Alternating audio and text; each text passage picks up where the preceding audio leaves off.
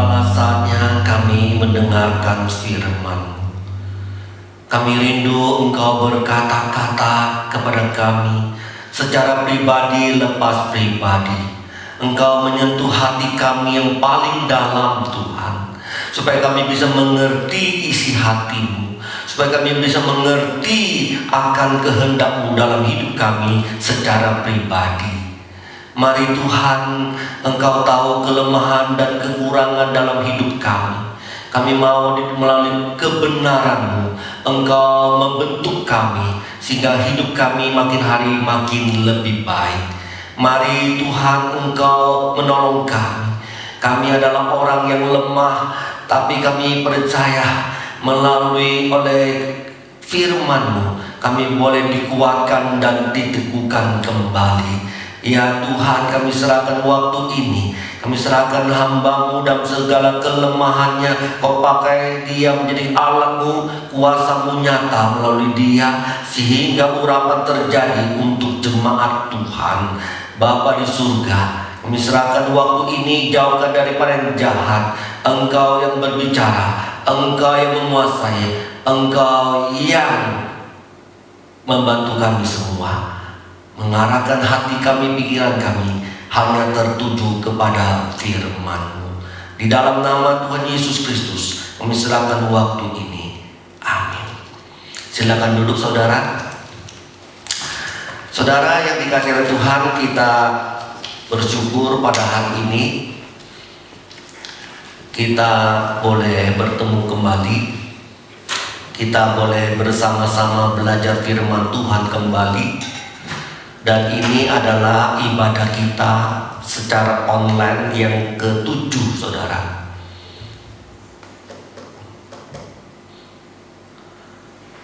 Saudara yang dikasihi oleh Tuhan, saya percaya jika jemaat semua ketika siapkan hati, ketika dalam suasana yang tenang, pastilah saudara akan diberkati Tuhan. Amin. Baik saudara, sebelum kita mengupas firman Tuhan lebih jauh, lebih dalam, mari kita membaca firman Tuhan di dalam 1 Raja-Raja pasal 19 ayat 1 sampai yang ke-15. 1 Raja-Raja pasal 19 ayat 1 sampai 15. Kita akan baca secara bergantian saudara.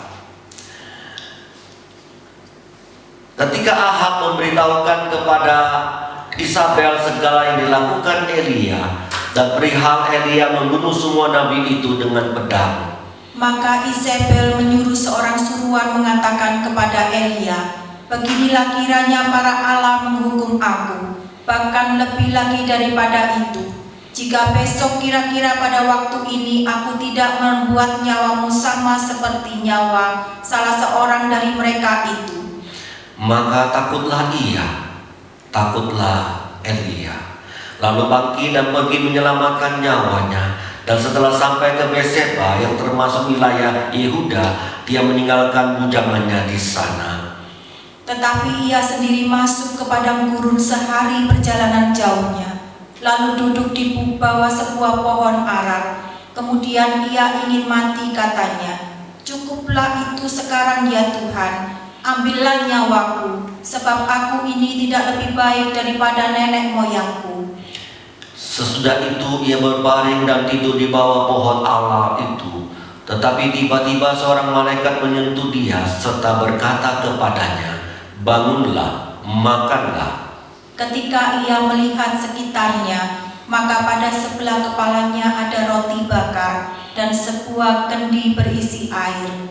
Lalu ia makan dan minum, kemudian berbaring pula. Tetapi malaikat Tuhan datang kedua kalinya dan menyentuh dia serta berkata, "Bangunlah, makanlah, sebab kalau tidak perjalananmu nanti terlalu jauh bagimu." Maka bangunlah ia lalu makan dan minum, dan oleh kekuatan makanan itu ia berjalan 40 hari 40 malam lamanya sampai ke gunung Tuhan, yakni Gunung Horeb. Ayat 9. Di sana masuklah ia ke dalam sebuah gua dan bermalam di situ. Maka Tuhan datang kepada kepadanya demikian, apakah kerjamu di sini, hai Elia? Jawabnya, aku bekerja segiat-giatnya bagi Tuhan Allah semesta alam, karena orang Israel meninggalkan perjanjianmu, meruntuhkan mezbah-mezbahmu, dan membunuh nabi-nabimu dengan pedang. Hanya aku seorang dirilah yang masih hidup, dan mereka ingin mencabut nyawaku. Lalu firman-Nya, keluarlah dan berdiri di atas gunung itu di hadapan Tuhan. Maka Tuhan lalu angin besar dan kuat yang membelah gunung-gunung dan memecah bukit-bukit batu mendahului Tuhan, tetapi tidak ada Tuhan dalam angin itu. Dan sesudah angin itu datanglah gempa, tapi tidak ada Tuhan dalam gempa itu. Dan sesudah gempa itu datanglah api, tetapi tidak ada Tuhan dalam api itu. Dan sesudah api itu datanglah bunyi angin sepoi-sepoi basah. Segera sesudah Elia mendengarnya, ia menyelubungi mukanya dengan jubahnya, lalu pergi keluar dan berdiri di pintu gua itu. Maka datanglah suara kepadanya dan berbunyi, apakah kerjamu di sini, hai Elia? Jawabnya, aku bekerja segiat-giatnya bagi Tuhan Allah semesta alam, karena orang Israel meninggalkan mezbah-mezbahmu dan membunuh nabi-nabimu dengan pedang. Hanya aku seorang dirilah yang masih hidup, dan mereka ingin mencabut nyawaku.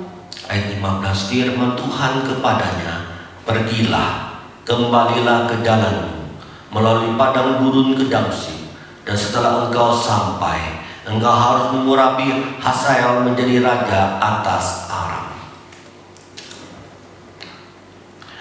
Saudara, pernahkah kita merasa cemas, gelisah, stres, bahkan depresi? Tentu saudara pernah mengalami hal itu. Ya, kita pernah mengalami hal itu ketika kita gagal, ketika kita sakit, ketika kita tidak ada kerjaan, ketika ada kata-kata dari orang-orang yang ditimpakan kepada kita.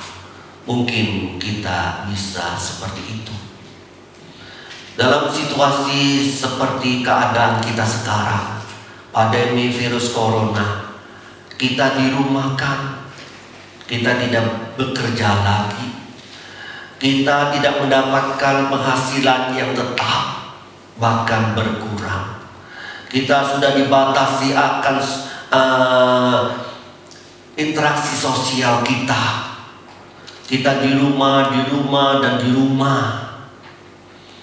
Kita jarang lagi berkumpul dengan teman-teman, jarang lagi untuk bercanda-canda dan sebagainya. Saudara yang dikasihi oleh Tuhan, sampai hari ini kita banyak melihat video-video, karikatur-karikatur yang melukiskan kecemasan keadaan orang saat ini, menggambarkan akan stres, depresi orang-orang saat ini. Mungkin saudara pernah dan mendapatkan akan video dan karikatur itu. Saudara, itulah gambaran manusia dalam kehidupan ini. Dalam kehidupan ini kita bisa stres, mungkin sampai depresi, saudara, yang datang dalam kehidupan kita. Tetapi saudara, keadaan cemas, stres, depresi jangan terlalu lama. Jangan terlalu lama, saudara, karena berbahaya. Seorang ahli dalam bidang psikiater yang bernama Ben Ferguson, dalam bukunya dia mengatakan demikian, saudara. Depresi adalah keadaan yang merusak, membawa manusia dalam kehidupan yang kecil, sehingga menyebabkan kepincangan dalam kehidupan ini. Sekali lagi saudara, ini kalimat yang penting, saudara. Kecemasan, stres, dan depresi itu adalah keadaan yang merusak, karena akan membawa orang itu dalam ruang lingkup pikiran yang kecil akhirnya merusak kehidupan tidak seimbang. Saudara yang dikasihi Tuhan, sekali lagi, kalau kecemasan, stres, dan depresi itu makin lama ada menginap di dalam hidup kita, itu berbahaya.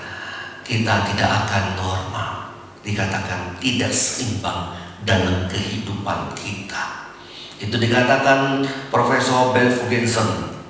Saudara yang dikasihi oleh Tuhan, hari ini saya membawakan suatu tema mengenai kecemasan, stres, depresi, supaya jemaat bisa tahu dan bisa mengatasinya dan bisa keluar daripada masalah itu.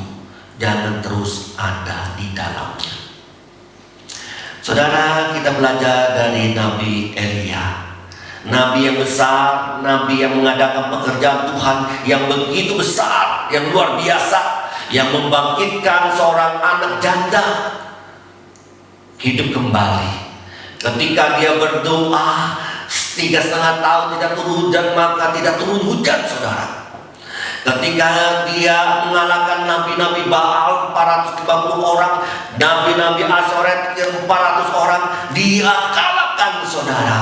Bayangkan, siapa tidak kenal Nabi Elia, nabi yang besar, saudara. Tetapi saudara, nabi yang besar pun mengidap suatu kecemasan, suatu stres, bahkan depresi.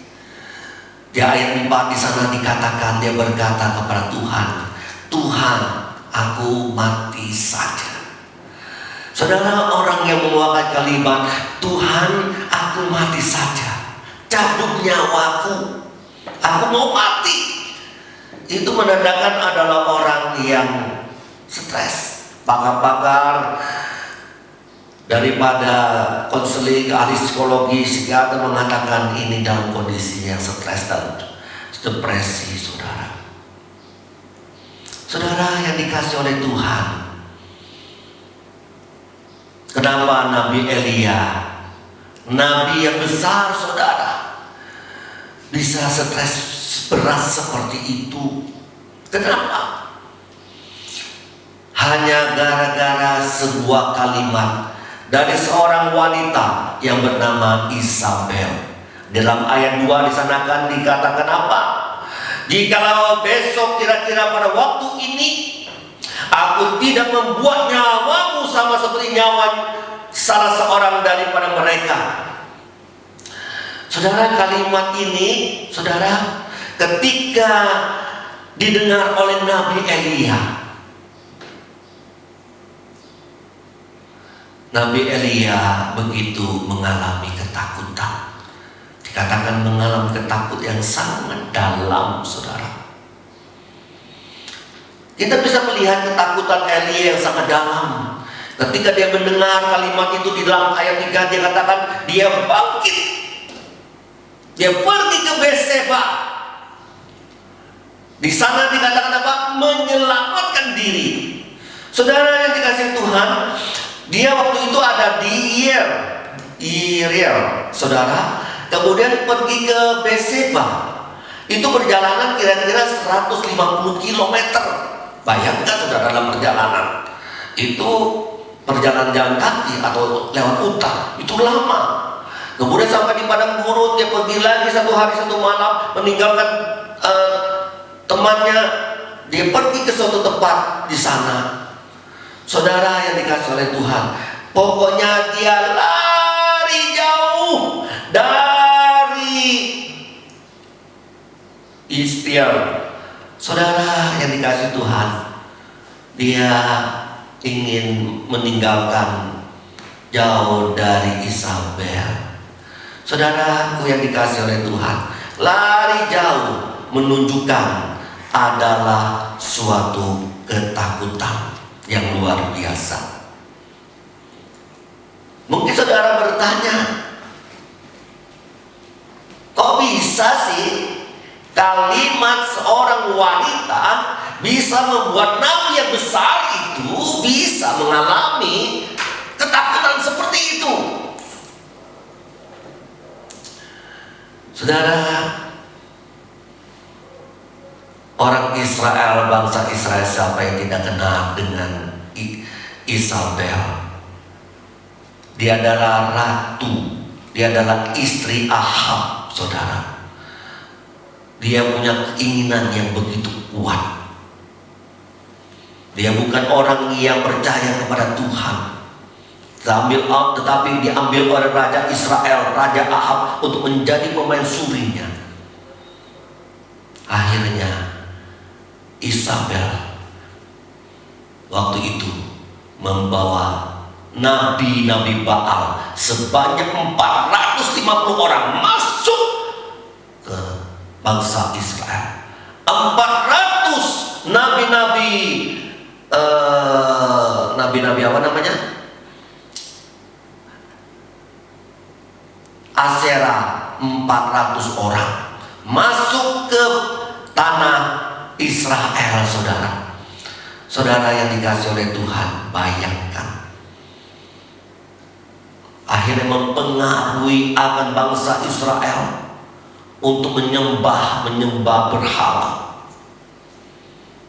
Akhirnya Raja Ahab pun menyembah berhala. Kekuatan dan pengaruh daripada Isabel begitu kuat, sampai-sampai orang berkata Ahab aja hanya sebagai bonekanya dia. Ketika apa yang ingin dicapai oleh Isabel itu tentulah terlaksana, saudara. Tidak ada seorang pun yang berani melarang dan mengganggu apa yang menjadi rencana Isabel. Sampai-sampai di sana dikatakan di dalam 1 Raja-Raja pasal 18 ayat 4. Di sana Isabel membunuh, dikatakan, para nabi bangsa Israel. Masih ada 100 lagi yang belum dibunuh, dan itu akan dibunuh. Kemudian dibawa lari, disembunyikan, saudara. Dikatakan membunuh para nabi bangsa Israel itu, saudara, bukan 1, bukan 10, bukan 20, banyak, saudara. Saudara yang dikasih oleh Tuhan, Nabi Isabel 950 orang dibunuh oleh Nabi Elia. Apa tidak marah? Oh, saudara, pasti marah, saudara, marah. Akhirnya dia karena punya kekuatan yang besar, punya pasukan yang khusus, dia akan mencari Nabi Elia. Dia akan mengejar Nabi Elia. Hari ini juga dia akan sama seperti nabi-nabiku yang dibunuh oleh dia. Inilah sebabnya yang menyebabkan Nabi Elia ketakutan, saudara. Seharusnya, saudara, Nabi Elia itu tidak perlu takut. Benar tidak?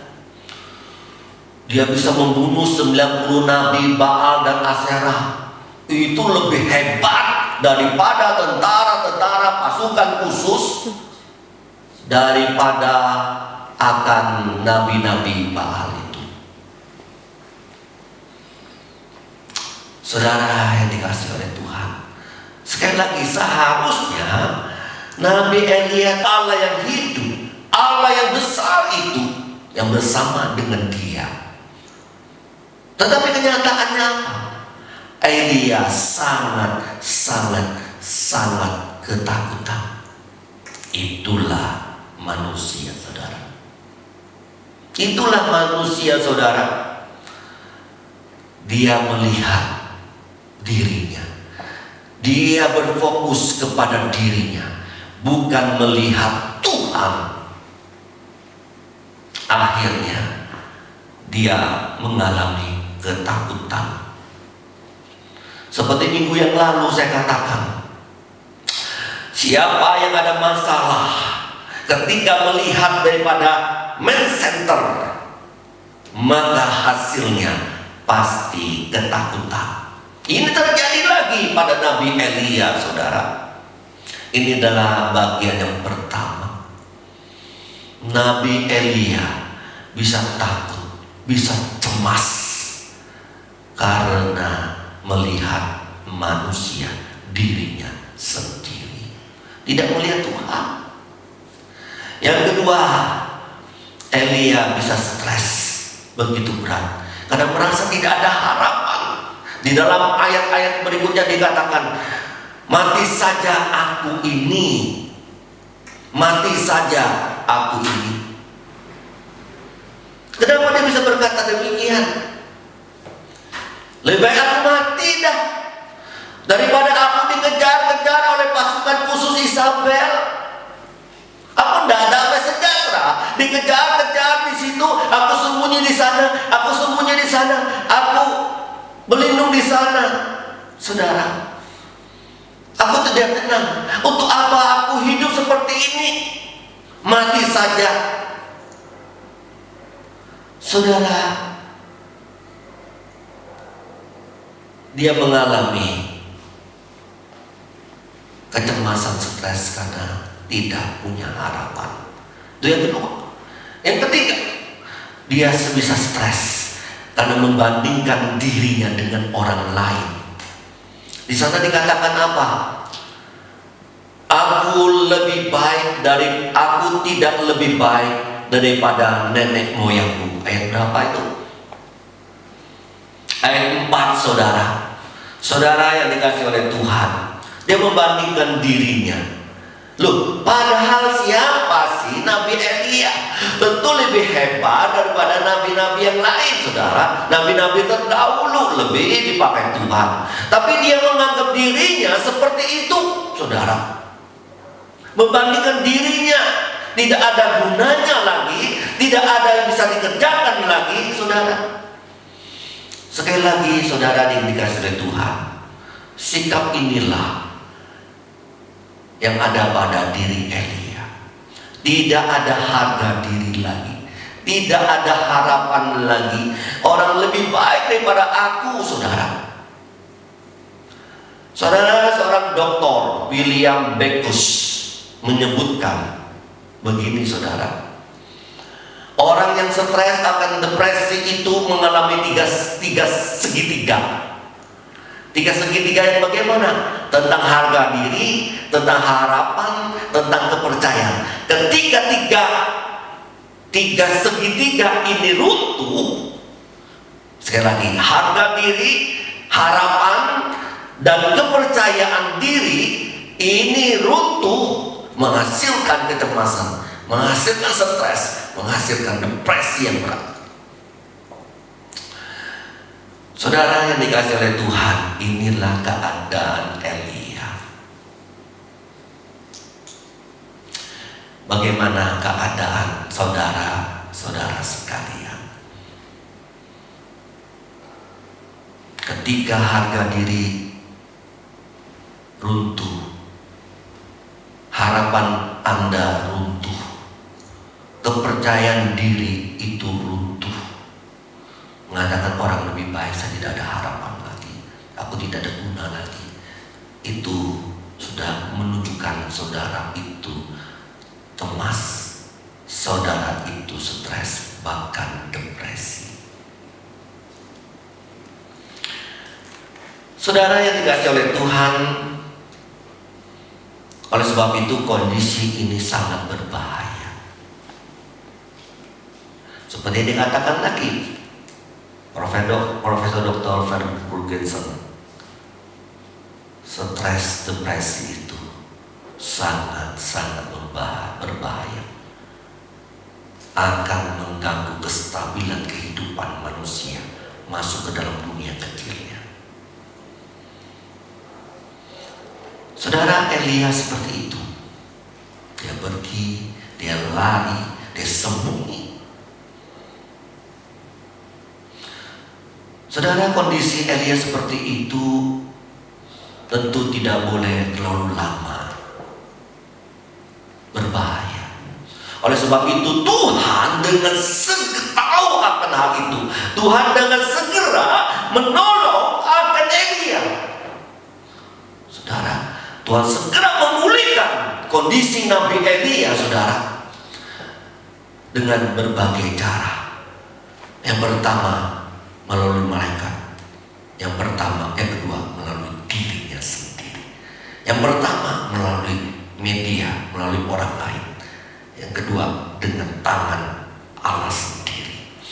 Melalui malaikat datang menyediakan makanan untuk menguatkan fisik daripada Nabi Elia. Tuhan tahu orang yang cemas, orang yang stres, orang yang depresi, itu kekuatannya makin lama makin lemah, makin lemah, makin lemah.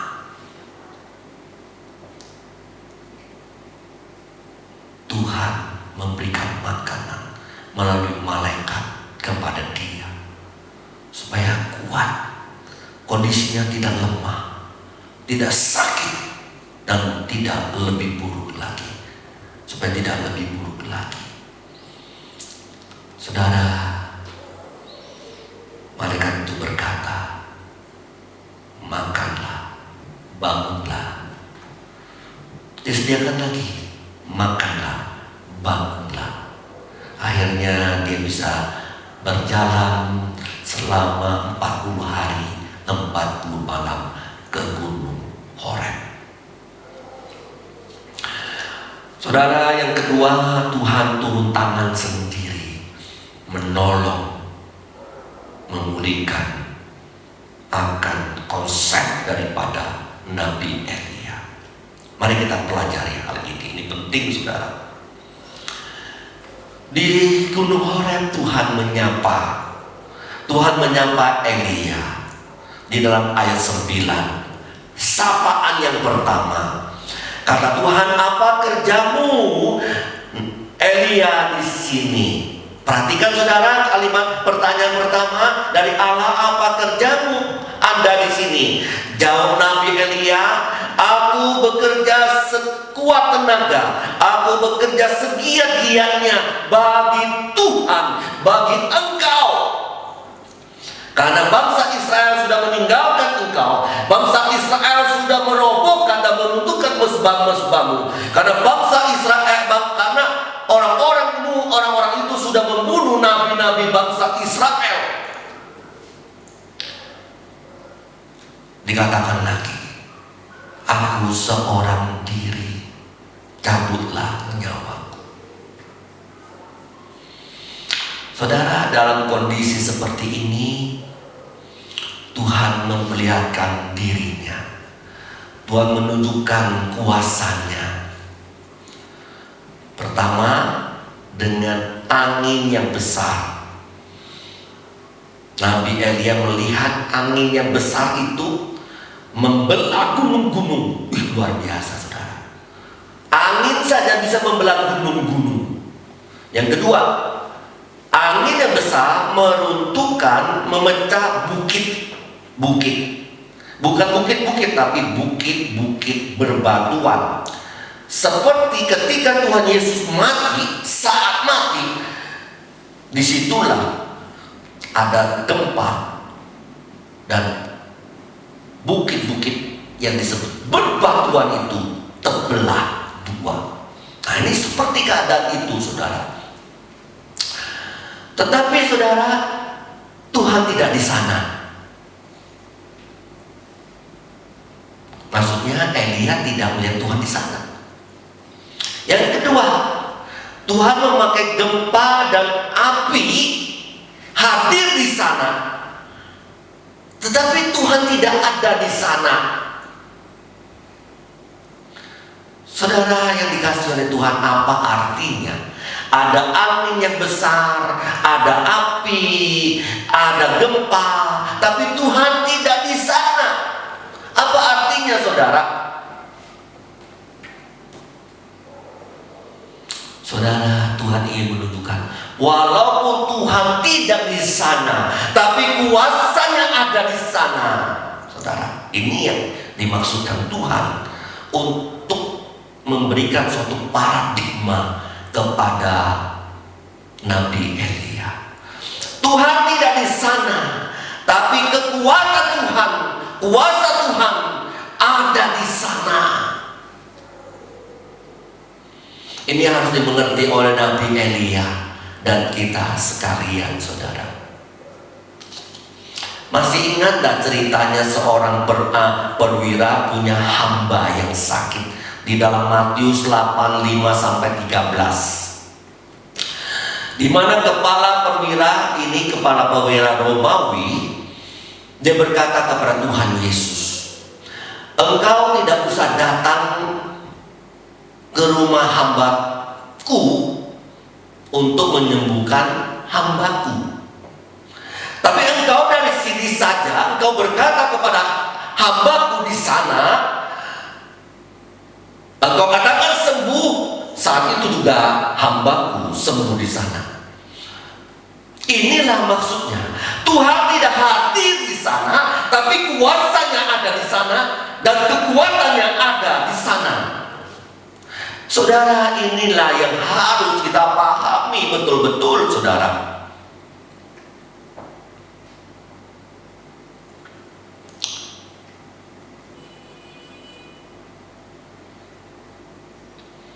Baik, saudara. Pertanyaan yang pertama, "Hai Elia, apa kerjamu di sini?" Jawab Nabi Elia, "Aku kuat-kuatnya, segiat-giatnya untuk Tuhan."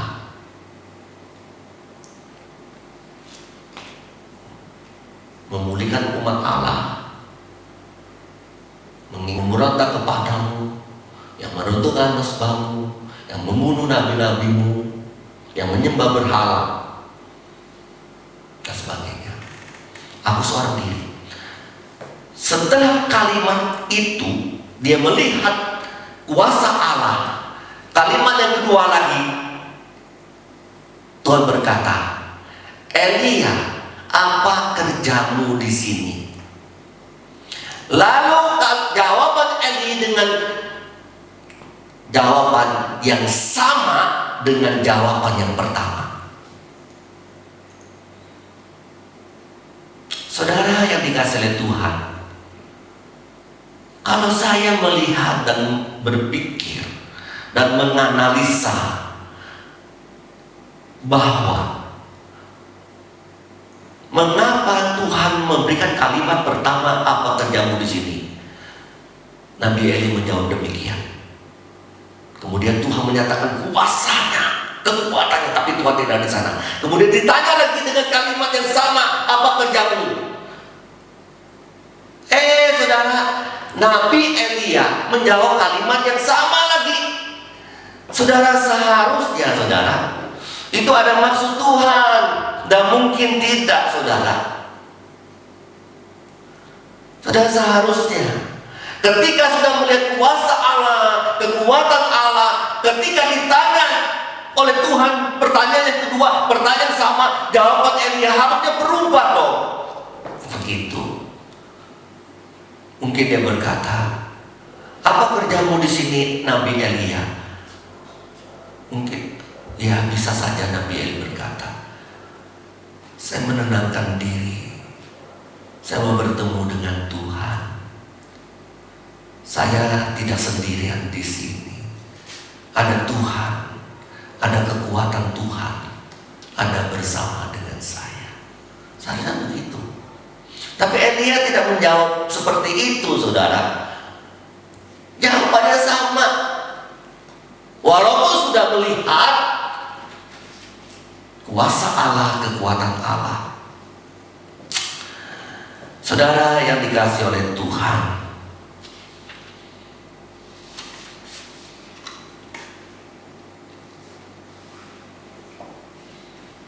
Tuhan tidak pernah memaksa kita berubah. Sekali lagi, saudara, Tuhan tidak pernah memaksa kita berubah.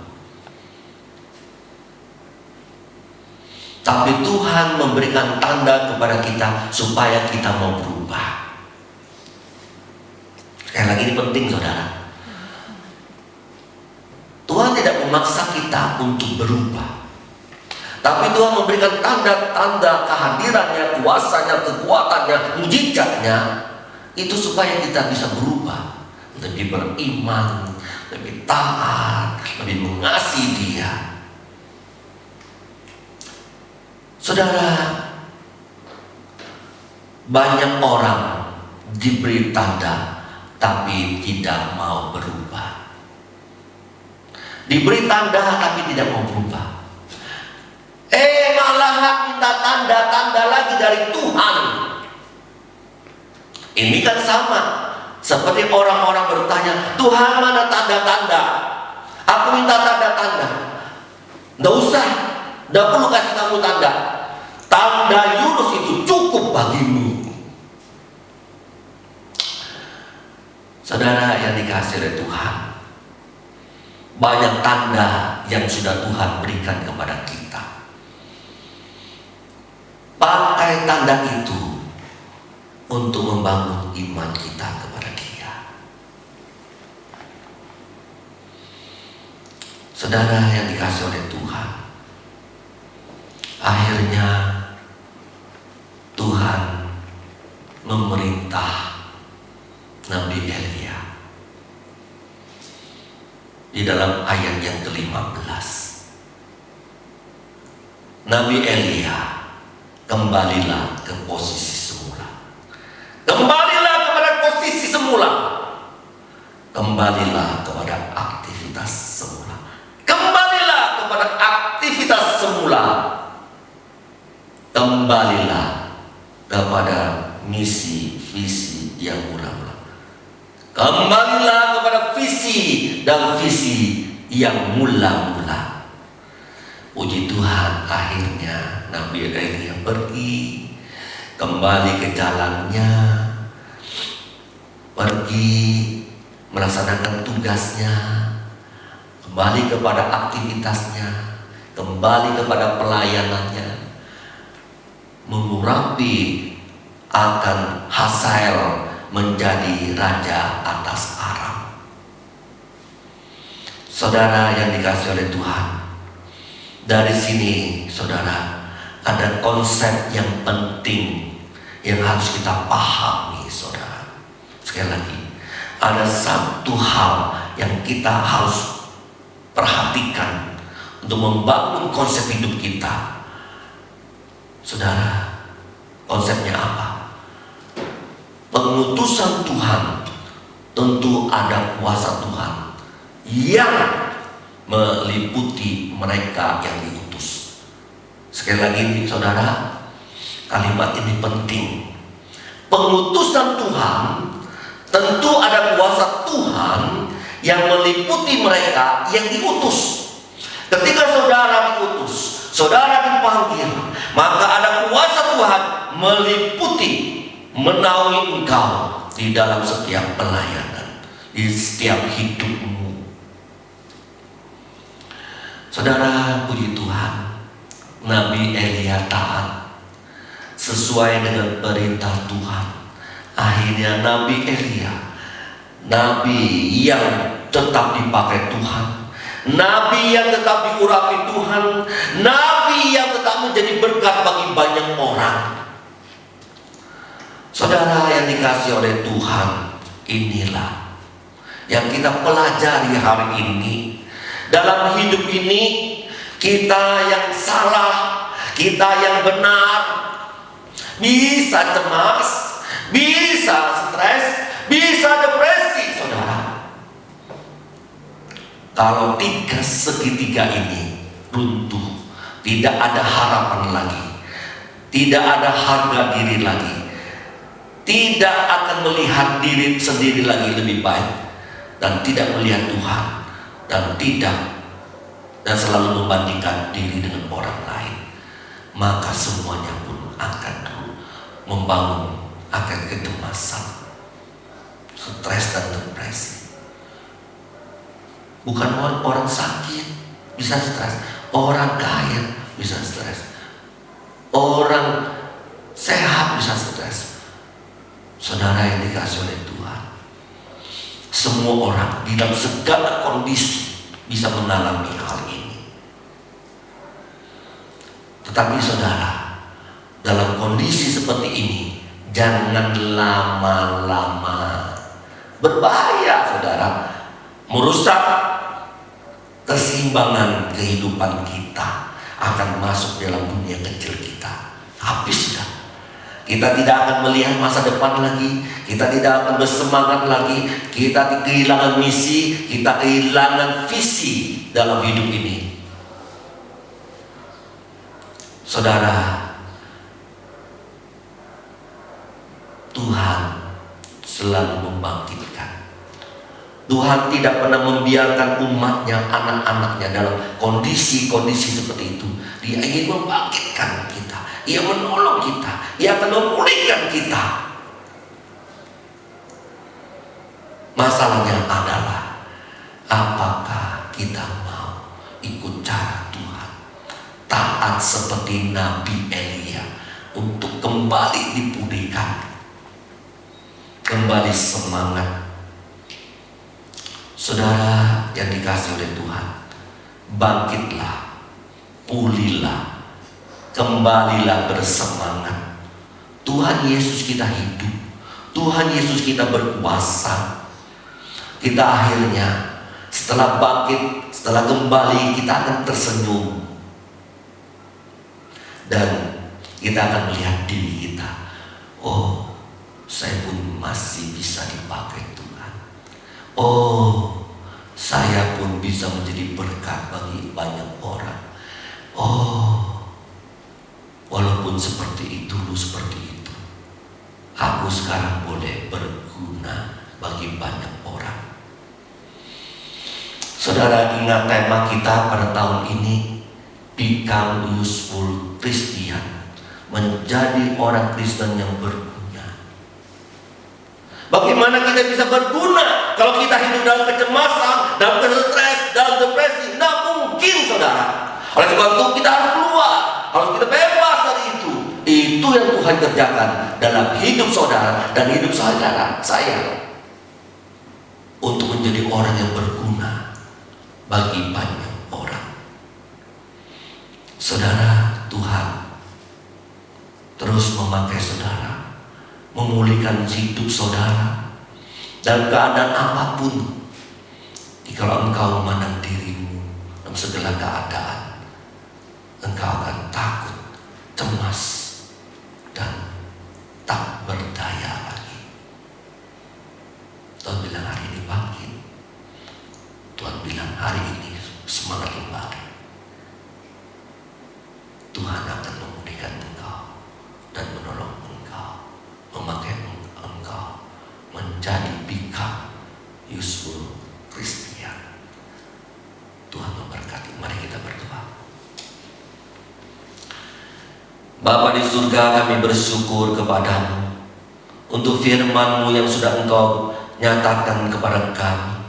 Engkau ajarkan kepada kami untuk bangkit, untuk pulih, semangat kembali dalam visi misi dalam hidup kami, untuk mengerjakan pekerjaan Allah, untuk melakukan suatu yang berguna hidup kami bagi orang lain, untuk menjadi berkat bagi banyak orang. Tolong ya Tuhan, Engkau Allah yang baik. Engkau pasti menolong kami ketika Engkau memanggil kami di tengah-tengah dunia ini. Engkau pasti memberikan, menyertakan kuasa-Mu, anugerah-Mu kepada kami. Engkau tidak pernah membiarkan kami sendiri. Terima kasih Bapa. Urapi setiap jemaat Tuhan yang ikut pada pagi hari ini, yang mendengarkan firman Tuhan hari ini. Tuhan, pulihkan kembali untuk menjadi alat-alat-Mu. Dalam situasi kondisi seperti ini, Bapa, mungkin mereka takut dan cemas, tapi itu tidak boleh terjadi dalam hidup mereka. Karena ada Tuhan yang hidup, Allah yang berkarya, yang menolong tepat pada waktunya. Bapa, anak-anak-Mu tidak pernah Engkau tinggalkan dan tidak pernah Engkau biarkan. Kami percaya itu Tuhan. Berkati kami sekalian. Kami bersyukur untuk segala berkat-Mu dalam nama Tuhan Yesus Kristus.